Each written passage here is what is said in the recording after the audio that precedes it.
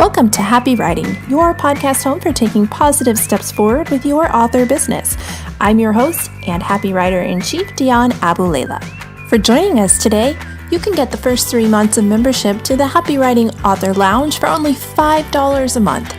Simply use the code HAPPYPODCAST and join us over in the Author Lounge. Today's episode is sponsored by Amanda Gernitz Hansen, author of the YA novel Something Beautiful.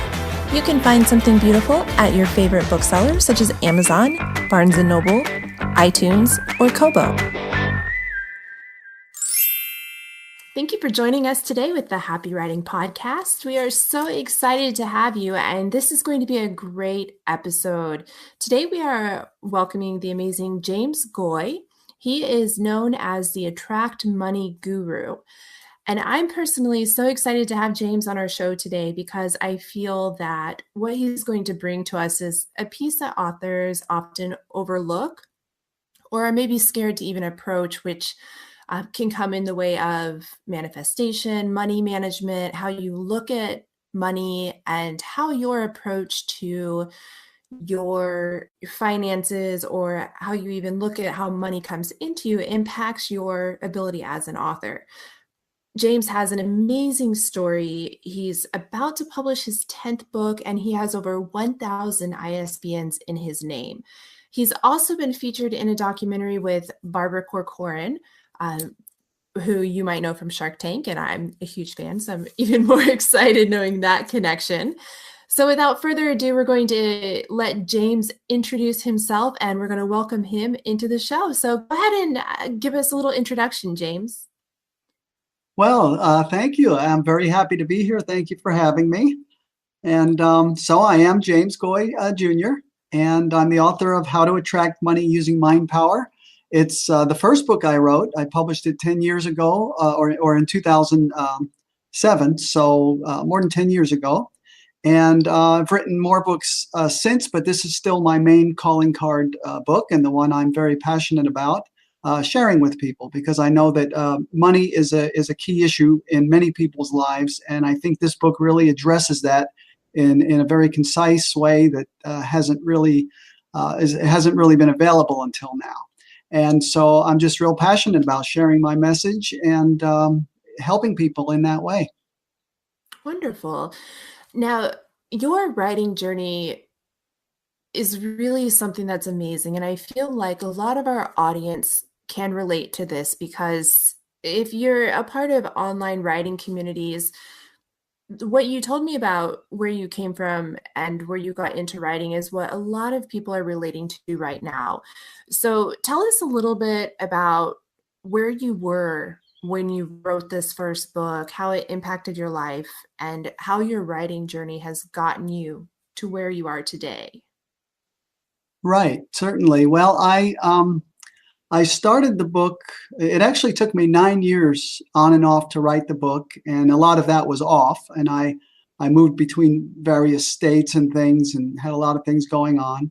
But about 8 years into the process from when I wrote the working title and my first couple of pages, I was about 8 years in, and I was actually our household was $50,000 in credit card debt at the time.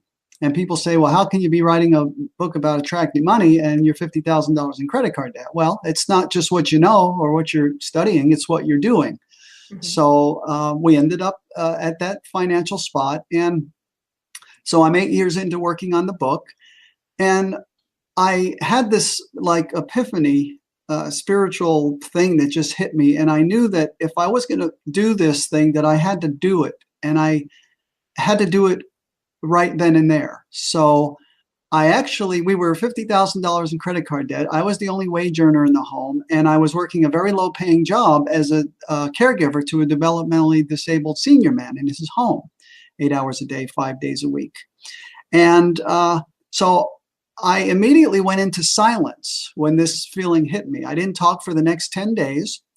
And I had to actually write a note to my housemate to call work and quit for me. I mean, and that's not me because I'm a very responsible person.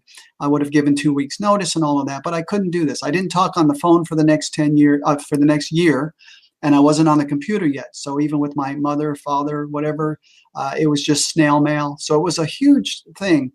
And but what I did was I put my heart and soul into working on the book. I just decided to act as if one of the chapters in the book, and in my mind, a self-help author stays home and writes. And so that's what I started doing. I didn't wait for the time or the money or anything to be right. The time was right because I felt it was right. And so I poured heart and soul into writing the book, working on the book, and into doing everything that I was writing about. So I was doing my affirmations, my visualization. I was speaking as if I was just having that high, powerful mind power focus on this money thing. And within a 3-month period, our household received 2 6-figure windfalls. And of course, I've never had to go to back to work. And here we are 10 years later. And it was a year later, a year after quitting my job, that I actually published the first book. And then I did take it out of print for a couple of years or so in preparation for republishing as an independent author. Like you said, I own a block of 1,000 ISBNs in my name. I'm very serious about the author thing and the publishing thing and having control of my own writing destiny. And so that has all brought me here. My book has been that book has been published in several other languages, and it's just opened so many doors. And my life is like night and day from when I made that decision to just burn my bridges and just to be a self-help author, whatever that meant to me, and to put my heart and soul into that every day. And it's just really, and it's been an unbelievable journey from there till now. I think something that you said in there was also very powerful, and I want a lot of authors to hear this again. You said that the time was right because you felt it was right. And I think a lot of authors get so tied up in trying to figure out when is the right time that they don't listen to just their very instinct telling them that the time is right. And I find a lot of power in that statement. Right, right. It's, well, a lot of it, I'm a very spiritually oriented person, and I do have a chapter in the book on intuition, which is an important part of my process of attracting money. And I really go from inner guidance. And I think that if people develop their intuition and develop their spiritual self, um, increase their spiritual knowledge and awareness, that they will just naturally be guided into what is right for them. Because on the surface, everything was wrong. I mean, $50,000 in credit card debt, the only wage earner, you don't quit your job. That's not, the conventional wisdom would say that's crazy. But the internal guidance system said, you have to do this. And so I just knew I had to do it, so I was half-heartedly working on this book, with different levels of engagement, fitting it in around my life. And I made that decision there to know I've got to fit my life in around this because this is top priority at this time. And so that was the focus. And that was, even a year before I actually published the book, that was when I really became a quote unquote self-help author, because I did what self-help authors do. And I think it was Emerson that said, do the thing and you'll have the power. And it's so true. When you move forward towards your vision, the universe will kind of pave the way for you. And I've just found that over and over again. I love that. And we're going to get a little bit more in depth with that here in a second, but just totally off subject. When you did the 10-day silent, was this sort of a form of Vipassana meditation by chance, or? No, it was just, I have practiced silence on and off in my life. Like there's a few years I practiced silence from Saturday night till Monday morning, my silence and solitude Sundays for a long time. And so it just as a spiritual practice of something that works for me to just withdraw from the outer world and to just focus in on more the inner realm. Oh, wonderful. I like that. And I like getting to know a little bit more about your journey because it's very much about recognizing that intuition and your personal needs, which so many authors just struggle to recognize. With your platform, you've built yourself an amazing platform as well, getting over 200 radio and podcast interviews. Before we get into the money blocks and how authors can follow some of your advice, what advice would you give authors to encourage them to go after the radio or podcast interviews like you have? Right.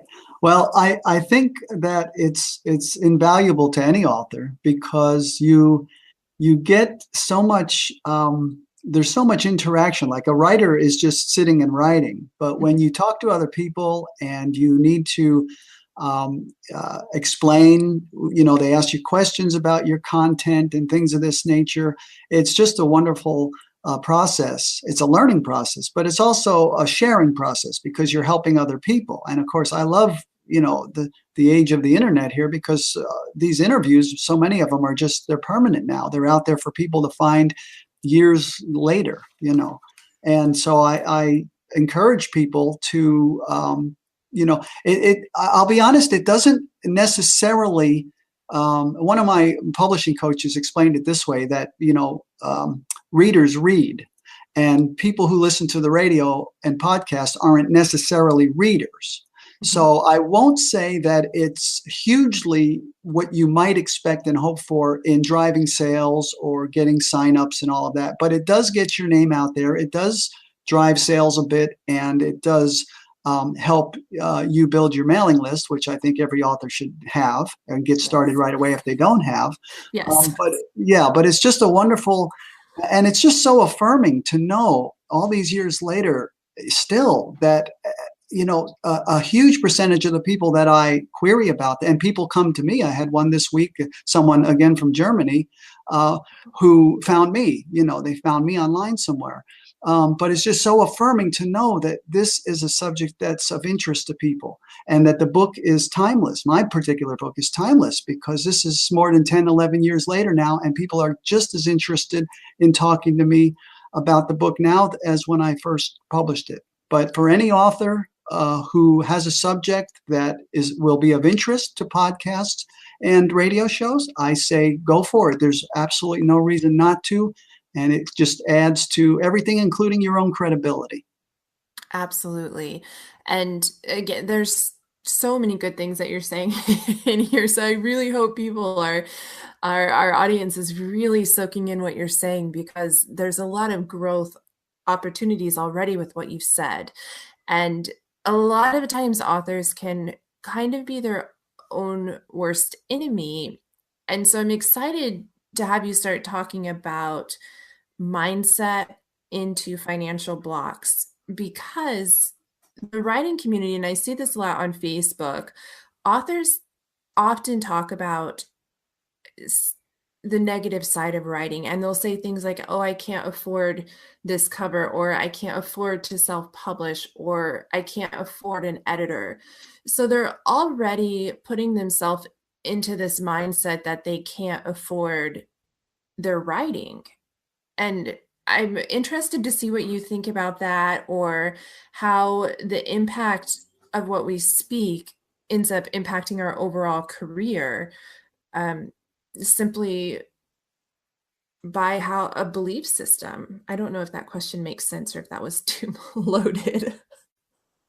Sure it does. I mean, money is a concern with everybody in life. And so with writers in particular, the money concerns can keep them from moving ahead in their lives. Now, most people, they talk about they don't have money for this or money for that. But if you look at some of the ways they're wasting money, I mean, that's just the first thing.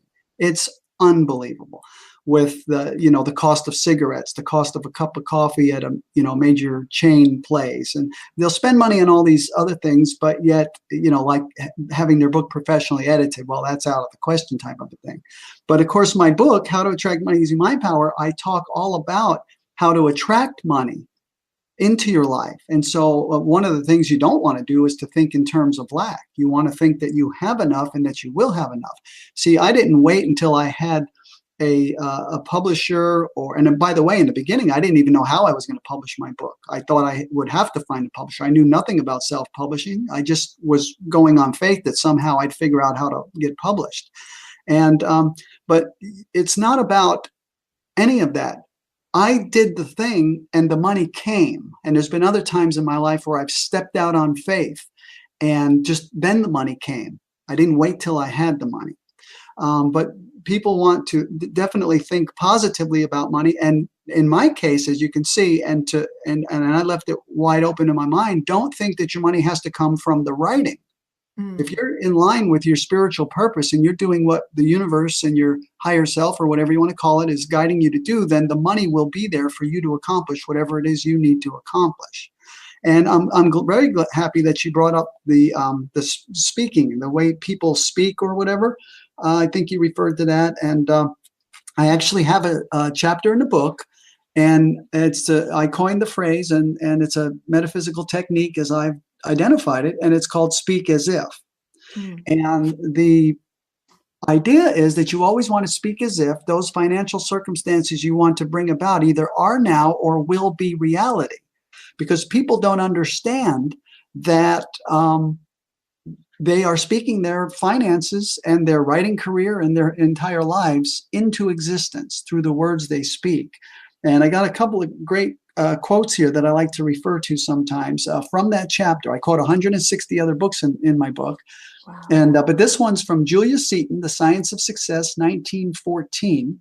And she wrote, "If we listen to the words of the failure multitude, we will soon learn that by their words they are justified and condemned," end quote, which basically means they get what they say. And here's another one I like, Georgiana Tree West, Prosperity's 10 Commandments from 1944. And she wrote, "The laws of mind go into operation through our words," end quote. And so thinking and feeling and our images, but also our words, this is all very powerful. Writers need to start thinking of themselves as the writers, not "I'm going to be" or "I want to be." You are. And you do that thing now, and you move ahead, and you make the expenditures you need to make that are reasonable. You learn everything you need to learn. And that's another thing. Nobody does anything that I don't really understand the process of. I'm involved with cover design, formatting, I mean, everything. Not that I have the technical skills, but I use Skype with screen sharing, and my hand is in the pie on everything. And I don't just say, "Oh, can you do this?" And, "Oh, I'll pay you $100 to format my ebook." No, I watch the process and I know what's going on. So really, get serious and own this thing, and know that through your mind, you will attract everything you need to be able to bring this vision of yours to fruition. The quotes that you gave are so great, and especially given that one of them is what, 73 years old, so it really stands the test of time there. You said it was 1944, I believe? One of them is 1944, another is 1914. I'm Wow. looking at some others on the page, 1905. I go way back in the book. I quote Marcus Aurelius, whatever that was, second century. So this type of knowledge and information and these insights have been around for thousands of years, literally, and they're peppered all throughout the spiritual traditions and the religious great religions of the world, and modern time quantum physics and everything else. So all of this stuff is really real, even though the average person doesn't have a grasp on the workings of it, or some people aren't even aware of that there's a thing like manifesting. I mean, I'm always so amazed when I meet and talk to people who absolutely don't know anything about mind power. They have no concept that the thoughts they think affect things beyond them, outside their front door, even across the. They have no idea, and I don't know how people get through life, really, because mind power is my lifeline. And the fact that I can use my mind to make things work out the way I want. If I was just struggling on the you know, the survival of the fittest and whatever law of the jungle, I just don't even think I'd make it in this world. Yeah, and what I find so funny is your query came through yesterday for the interview, and I got really excited because I talk to authors that I work with a lot about mind power and manifestation, and being grateful for every single blessing, and being able to recognize even the smallest of successes. So yesterday I got on Twitter, and someone that I follow on Twitter just so happened to post, "I'm so excited. I just sold one book and I haven't sold one in a while." So I just quoted him and tweeted back, "I'm so excited that you're celebrating the smallest of successes because it's so important to recognize every success." And then today I log on to Twitter just before our interview, and he retweeted back to me and he said, "You're not going to believe this, but for the first time since I've launched my book, I just sold another book. It's the first time I've sold books back to back." And granted, it was only two books, but for him, it was such a big success and he was celebrating it. And then it brought in more. So for me, that was kind of, solidifying the idea that when you put things out into the universe and celebrate even the smallest of successes, they will continue to come to you. So, what, because some authors might be listening to this and thinking, this is a little too esoteric for me, but they might be curious as well to kind of dip their toes in. So, to get an author sort of interested in really exploring this and opening themselves up to the amazing potential, what would you what are some exercises that an author can practice, or how would you steer them to start recognizing even the smallest blessings instead of being focused on not having the big end goal yet? Right. Well, in my mind, for people to be successful, they need to get a basic understanding of how their mind works, because that's the main tool they're going to use to govern themselves through life and find their way through life.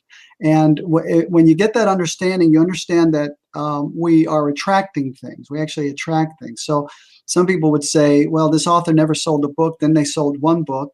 And then the next day they sold another. What a coincidence. And I would say, well, maybe it opened their mind. They were like, wow, okay, selling a book is possible. And now that they know it's possible and they actually have a good feeling about it, and that's where their focus is, the next day they sell another book. So that mind power can actually explain that. And understand that gratitude has a very strong attractive effect on the universe. So be grateful for every single sale, any review you get, or whatever it is, because whatever we have our minds on is going to increase. That's what we're going to attract. And what we are grateful for and what we think about, that's what we're going to bring more about. And so authors should be thinking about what it is they want to happen, and be happy for it, and to be envisioning it in their mind, and to not think about the way they don't want things to go, because that's the creative process also. Anytime we're thinking, feeling, having images in our mind, or speaking words, we're basically dictating and forming our reality. And so I do encourage people who haven't had the interest before to look into subjects like the law of attraction, mind power, manifesting. You don't have to buy a book. Maybe jump online and watch a couple of YouTube videos. Just start to see that there's really something there. Some of the most successful people in the world are very open about using these principles. Oprah, Jim Carrey, Will Smith, just so many of them. Lady Gaga, Arnold Schwarzenegger. I mean, it just goes on, that they use one or more of these techniques and attribute their success to it. So this stuff is real, and I think that it could be the main, weapon in a author's arsenal as far as having a successful writing career. Yeah. There's so much within there that I want to digest, and just so many powerful statements have been coming through this about the power of self-belief and recognition. What tips do you have for authors who are hearing this and connecting to your advice? Right. Well, each person is on their own journey, but I would just say, start to get up every morning and live your dream. I mean, because most people you're going to talk to, they have a lot of reasons why, and they have a lot of things that are in the way of them really pursuing this with full passion and giving it the due time and energy. A lot of people don't do that. Yes. So, and so many people talk about they'd love to write a book, and so many people start books, but so many people of those people never publish a book and then make the book actually, be something that you write a good book and something that people like, figure out how to get it to the people who can use it and all of those things. But just, whatever it is, I mean, I don't know if whatever your hobbies are or this and that, but desire is the first chapter in the book. And it's Mm. the first chapter for a reason, because our desire is what drives us. And so we need to have a strong enough desire. And if an author right now is not doing what they need to be doing so that they're moving ahead at a pace that they're comfortable with and happy with and satisfied with, then simply their desire to be a writer and to accomplish these things is not strong enough yet. So that would be another thing, is to increase your desire. Start thinking about this more and the positive things that can come about from it. Come up with a simple affirmation to help recondition your subconscious mind. I'm so happy and grateful now that I've published my first book, or whatever the next milestone could be for you.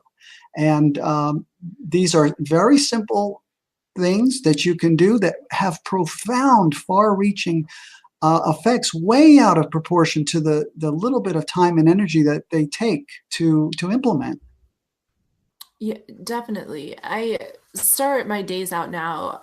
I have a journal and I just write a positive affirmation in the morning in active language. And then that positive affirmation sits with me all day. And it has made such a positive impact with not only pushing my personal desire forward, but making me recognize the desire for what I want and how I want to improve myself. I'm so excited to get into reading your book, because since I just got connected with you yesterday, I didn't have a chance overnight to read it. And I just can't wait to start going through those pages. I think it's just going to be extremely powerful on top of what I already believe with this subject. Where can our audience find you? Because I could talk to you about this all day and I'm really enjoying everything you're bringing. But unfortunately, we're running out of time.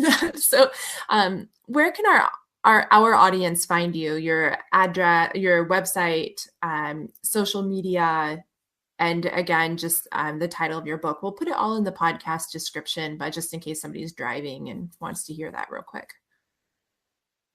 Certainly. I'm on a lot of, a good handful of the social media, but people can go to my website, which is jamesgoijr.com. So that's James, GOIJR.com. And in the right column, I have buttons that bring people to, any of the social media pages that they want to go to. So it's real quick. Go to the website, and then you can access any of the social media. And but while you're on my website, definitely consider subscribing to my free monthly Mind, Power, and Money e-zine. So every month I write and I talk about these subjects: mind, power, attracting money, and things like that. And when you do, you get a free PDF copy of the entire book, Attract Money Forever, which is a companion book to How to Attract Money Using Mind Power. It's actually a longer book. It's written in a more a conversational tone, but it covers all the same subject matter. So I would definitely encourage people to go to jamesgoijr.com and to get that process started and to plug into a source of positive motivation and information to help them along their journey. Wonderful. So once again, the web address that James just gave us is going to be listed in the podcast description. And if you got to this podcast by way of our social media, go back to how you got to this podcast, because that link is also included in either the tweet or the Facebook post or the Instagram post that drove you to this podcast and this episode today. So, James, this has been an amazing conversation, and I am so thankful that I got to speak with you today. I think a lot of our audience is really going to resonate with you. And anyone who's listening to this, I really encourage you to head on over to James's website, sign up for that mailing list. dive into this book and see how the power of your belief system can really change your future as an author. So once again, James, thank you so much for your time being with us today. Yes, thank you. It's been a pleasure, and thanks for having me. We want to thank you for joining us today for the Happy Writing Podcast. And as always, don't forget to head over to happywriting.co and take advantage of that $5 deal just for listening to our podcast. You can join the Author Lounge for $5 for your first 3 months using the code Happy Podcast. If you want to sponsor a future episode, you can also find that information under happywriting.co/podcast.